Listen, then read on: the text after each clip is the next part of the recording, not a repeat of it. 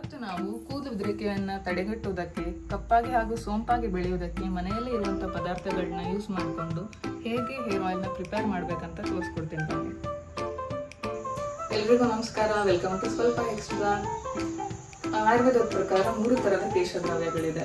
ಒಂದು ಕೇಶ ಸಂಚಲನ ಅಂತಂದ್ರೆ ಕೂದಲು ಹೊಸದಾಗಿ ಹುಟ್ಟುವಂತೆ ಸಹಾಯ ಮಾಡುವಂಥದ್ದು, ಕೇಶ ವರ್ಧನ ಕೂದಲು ಸೊಂಪಾಗಿ ಬೆಳೆಯುವಂತೆ ನೋಡ್ಕೊಳ್ಳುವಂಥದ್ದು, ಮತ್ತು ಕೇಶ ರಂಜನ ಅಂತ ಕೂದಲು ಬೇಗ ಬೆಳಗಾಗಿರುವಂತೆ ಸಹಾಯ ಮಾಡುವಂಥದ್ದು.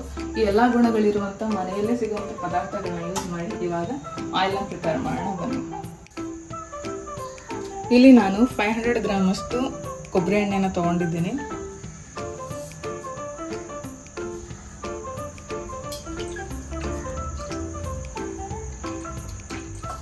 ಮತ್ತು ಇಂಗ್ರೀಡಿಯೆಂಟ್ಸ್ ನಾನು ಏನೇನು ಆ್ಯಡ್ ಮಾಡ್ತಾ ಇದ್ದೀನಿ ಅಂತ ಅಂದರೆ ಈರುಳ್ಳಿ,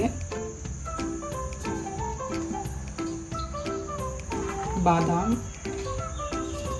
ದಾಸವಾಳದ ಎಲೆಗಳು,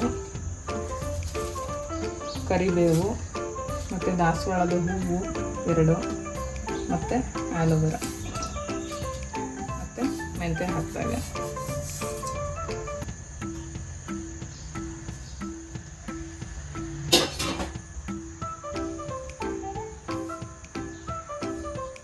ಈ ಎಲ್ಲ ಇಂಗ್ರೀಡಿಯೆಂಟ್ಸ್ ಹಾಕಿದ್ಮೇಲಿಂದ ಸಣ್ಣ ಉರಿಲಿಟ್ಟು ಚೆನ್ನಾಗಿ ಬೇಯಿಸಿ ಅದು ಚಿಟಪಟ ಅಂತ ಸೌಂಡ್ ಬರೋಕ್ಕೆ ಸ್ಟಾರ್ಟ್ ಆಗುತ್ತೆ.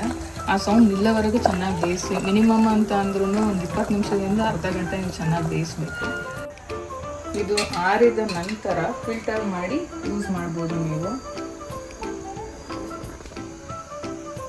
ಈ ಥರ ನೀವು ಮಾಡೋದ್ರಿಂದ ಮನೆಯಲ್ಲಿರೋ ಪದಾರ್ಥಗಳನ್ನೇ ಯೂಸ್ ಮಾಡಿ ನಿಮಗೆ ಅತ್ಯಂತ ಫ್ರೆಶ್ ಆಗಿರುವಂಥ ಆಯಿಲ್ ನಿಮ್ಗೆ ಸಿಗುತ್ತೆ.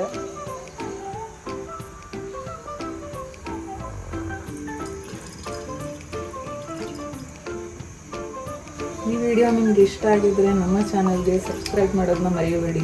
ಧನ್ಯವಾದಗಳು.